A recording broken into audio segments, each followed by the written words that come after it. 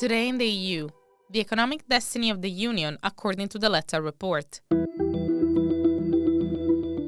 Former Italian Prime Minister Enrico Letta has finally released a report that all EU institutions have been waiting for. This document is dense but important, as it offers some answers to the unprecedented challenges facing the European Union: the war in Ukraine, inflation, and competition from China and the United States. What impact will Letta's solution have on the economic future of the EU? Hello and welcome. I'm Giada Santana, and this is Today in the EU. We're here with Anna Brunetti, Euractiv's economics editor, to analyze the latest developments around the report. It's been quite a week for the journalists at the Economics Hub, as everyone in Brussels is talking and reading the Letta report. Why is this report important? So it's true. People have been talking a lot about this report for the past few months. There were a lot of expectations placed onto it. I guess there was a long list of wishes and demands that both the industry and the political class wanted to see responses to in the report. But I guess there's only that much that one single report can do to solve Europe's problems, because really what people were expecting and hoping to see was kind of a panacea of all the economic problems that Europe is facing. And this doesn't only apply to the Letta report, but first and foremost to the Draghi report that will come up in June. The reason why there's such a close attention to the report is that Europe is really facing historic challenges that are quite unparalleled compared to other times. Just as a starting point, for example, just to mention one, we're facing a funding gap of as much as 620 billion per year just to support the green and digital transition. And that's an estimation by the Commission. And if you look at the figure, you realize just how much Europe should have in ready funds to really make sure that the economy doesn't collapse. So it's not only the digital and green transition, which will be an essential part of its economic prospects going forward, but it's a multi-layered list of other headwinds, including, for example, a very much changed trade global environment. And when it comes to trade, what is the role of the US and China in shaping the solutions this report addresses? First and foremost, we're also seeing really wide and heavy measures in the US and China that are throwing money at their own economies from the public funding point of view. And that results into these two jurisdictions not only becoming more and more competitive against Europe's own competitiveness, but also attracting more and more European companies away from the bloc. So there are really a long list of, say, economic headwinds that we're facing at the moment. Right. As you're saying, these challenges are unprecedented and the expectations for this report were comparatively really high. Why was Enrico Letta chosen to draft this report in the first place? Well, that's a good question. I guess he definitely has a high-profile curriculum. He was a former Italian prime minister. He has a strong academic background in EU politics and economics. At the moment, for example, he's the president of the Jacques Delors Institute, and it's not a coincidence that made him quite the perfect figure to lead this report. Jacques Delors was the one man who kind of oversaw the creation of the single market as the president of the Commission at the time. So the single market was created in 1993 as the centerpiece of European integration, and it has undoubtedly shaped Europe as we know it today. But what is interesting to notice is that the problems that were there at the creation still persists. So, for example, it's not a coincidence either that Letta has repeatedly put an emphasis on the three markets that were left out of the creation of the single market, which are the energy market, the telecoms market, and financial services. The characteristics of those markets then are highly symbolic of the ongoing and persisting, let's say, mindset problem that Europe continues to face. Notably, it would be a continuous tension between the national dimension and the European dimension. Right. During the press conference, he talked about how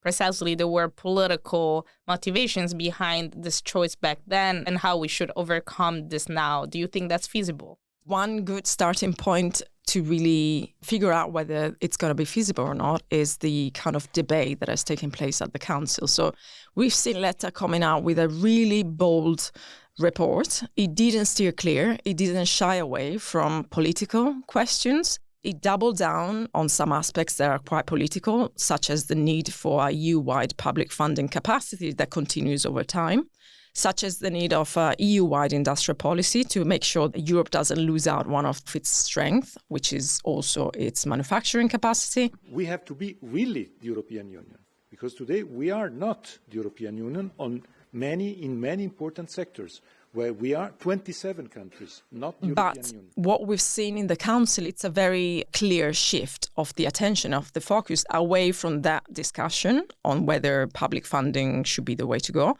onto what they really wanted to focus on, which is private markets.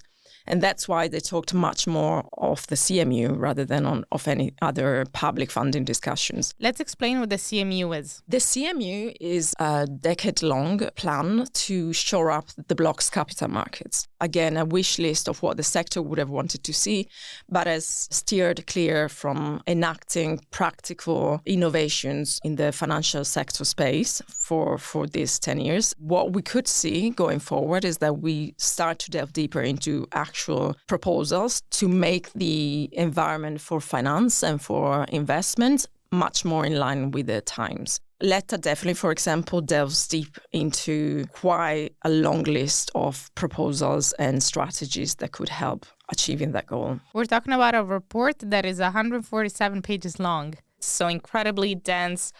We just mentioned the pushback from the Council when it comes to European public funds.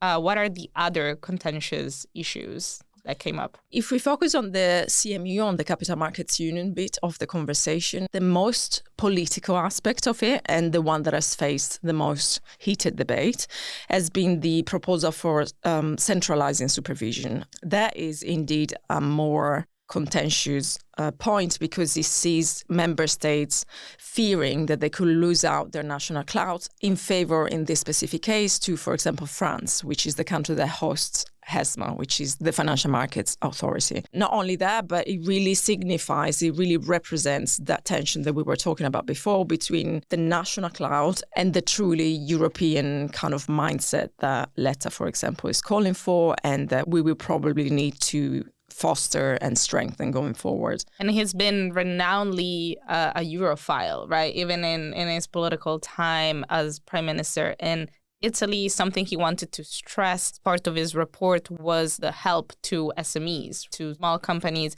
and how they could benefit from a single market. Exactly. What is interesting to see for me in his report is that the fact that he's put such an emphasis on the political aspect doesn't preempt the importance or replace the importance of the private market, meaning the urgency of shoring up the private funding capacity of the bloc. For example, one of his proposals for SMEs would be to get European different stock exchanges kind of join forces to set up an IPO access point tailored to SMEs. In that way, they would be able to play on a common venue where they can go through that vital stage of floating to the public market, and then later on they could choose the stock exchange of their choice. What is the goal of this policy? The whole point is really to facilitate the investment environment for SME, and that could in the future also entail making it easier from the investor's perspective to take on that risk without facing high regulatory thresholds. Another interesting thing that he was really pressing on as well is the deep tech side of things and investment into tech. And he wants to do a similar things in that sense of setting up a European dedicated stock exchange for deep tech investment only. That's quite groundbreaking as an idea for Europe. And that would also entail probably providing a better capital treatment for investors wanting to go into those assets. So as you were mentioning, there is quite a strong political will to single-handedly focus on private capital market, which is something that the United States has been doing. Can we get a comparison just to understand how practical it would be for the European Union to follow the same path? If we think about it, does Europe have the private funding capacity at this stage to single-handedly resolve the economic needs, which are short-term, long-term, and huge in terms of financial needs? Just if we take, for example, 2022 figures, the US's markets is 4 times as big as the European one, We're talking about $40 trillion in the equity market alone for the US compared to 10 trillion euros in the European markets. Beyond financial integration, the report focuses on energy and telecommunication. Why is that the case? This is a choice that has a legacy that comes from a certain historical context. What is that about? Exactly. So as we were mentioning, these two sectors are heavily reliant on the infrastructure aspect of the market. And what happens is that this infrastructure are historically linked to member states because they were mostly state-owned to begin with. Because these companies were heavily state participated, we can imagine the problems that the liberalization of these sectors has faced through the years. To date, there are several problems that persist with this kind of dynamic, whereby the infrastructure remains a vital element of the sector itself. And it is truly complicated and complex to manage it and manage the balance of powers between who owns the infrastructure and who owns the operators that need to use the infrastructure. So there's an ongoing dynamic of balance of powers between the infrastructure owners and the utilization from operators. And the liberalization part needs to ensure that operators can access fair terms. Same could be said for energy, although the market itself and the historical legacy problems that it's faced are deeply different. But I guess what unifies the two sectors is really this kind of contentious dynamic between the role of the state and the ownership of the infrastructure and ensuring a more lively and competitive markets for operators. And finally, what type of impact do you foresee for this report? One question that we have been asking ourselves this week and asking our sources as well is what of an impact this report will have. And my impression from the UK Council this week was that it was already quite clear that member states would have cherry-picked the topics within the report that they liked and kind of ignored or neglected the other parts that Letta came forward with.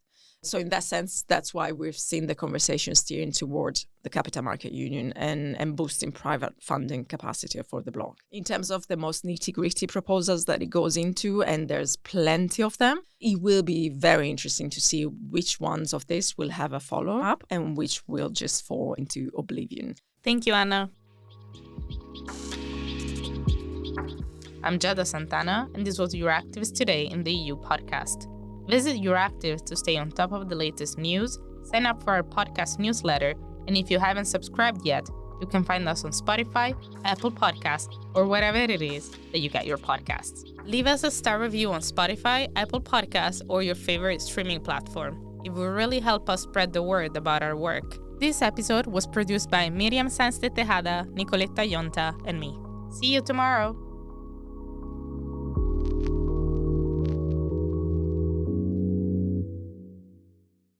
As part of our commitment to accuracy, inclusion, and transparency, Euractiv is part of the Trust Project.